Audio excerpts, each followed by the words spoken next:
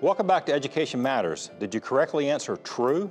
By state law, charter schools are only required to have 50% of its teachers licensed to teach in North Carolina. We're going to continue our discussion about Carver Heights and the state's plan to take over that school. We have two guests from Goldsboro community. We have first Sylvia Barnes. Sylvia is the president of the Goldsboro-Wayne County branch of the NAACP. And next to her is Iris Robinson. I have you listed as a grandparent, Carver Heights Elementary School. Right. Thank you both for being here. Ms. Barnes, I'm going to start with you. Yes. When you first heard that Carver Heights was under consideration to be taken over by the state's innovative school district, what were your initial thoughts? Well, my initial thoughts was, I can't believe that this is happening. Why haven't we been notified? Why haven't we seen anything in the paper? What happened was that morning when I went out to get my newspaper,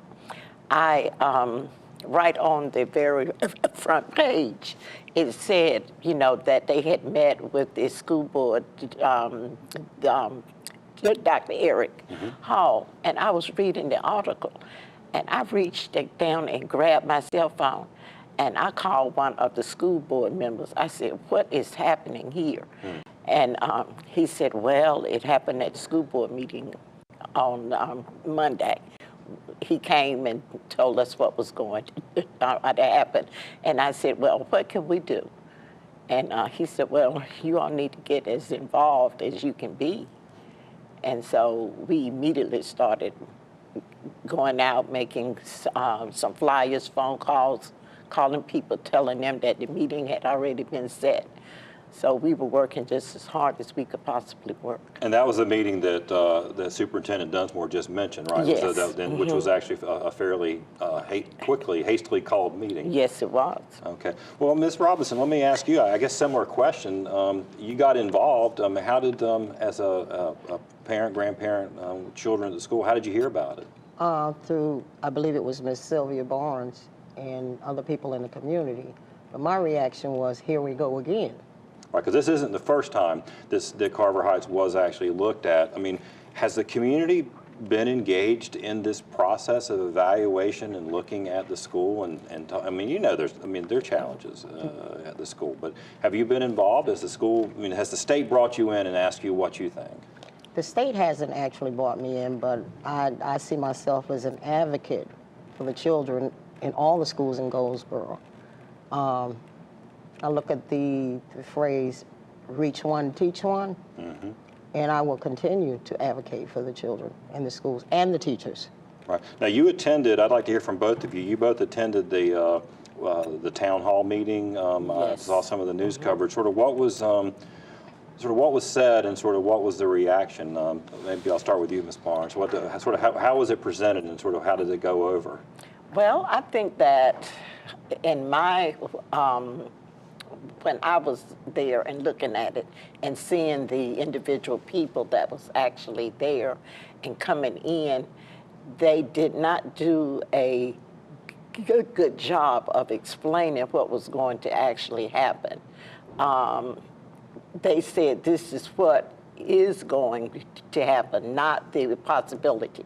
They did go back and say that they would be meeting on that next Monday and that they would make a recommendation to the school board and that this school board office would be notified, I think, on several days prior to that as a direction they would be going. And to me, it was just not enough time for community involvement. When you send a notification home by 3rd, 4th, and 5th grade students on a Friday, asking them to give this to your parent so that they can come to a meeting on Monday afternoon at 5 o'clock. Unless they are, they get on the bus, they're excited about having a couple of days off without going to school, and that flyer might stay in that in that bag until they might look at it Monday morning. Ooh, I forgot to give my mama this.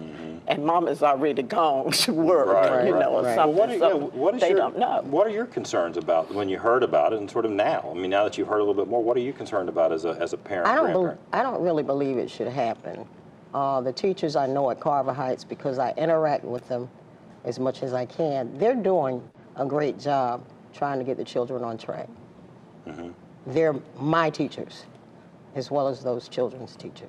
Yeah, what do you think? And that's one of the things that in the state law, the General Assembly passed this 2 years ago, basically once the school is selected, which is what's happened, by law, the school has to either be handed over to be run by this thing or it has to be shut down. Well, I'm not excited we are about not that. excited. I'm not excited about that. And we're going to do everything that we possibly can to keep that from happening. Right now, what we are making a major, what we are doing that I think might have an impact on the state school board meeting, which is scheduled for one day next week. I think it's I think it's November the 1st.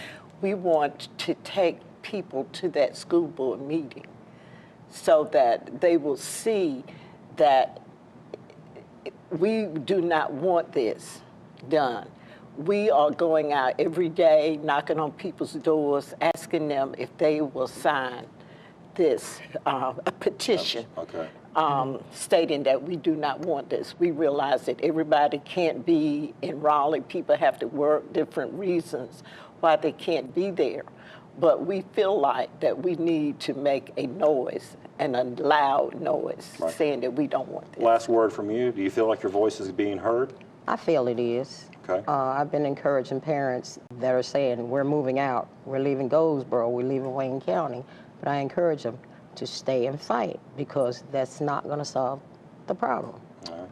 Well, we appreciate your time coming down today to talk to us about it. We're going to keep watching what happens and keep reporting on it. So thank you both for being You're here. welcome. We We are appreciate so it. welcome. We are so honored. Oh, thank you. After the break, this week's Leadership Spotlight.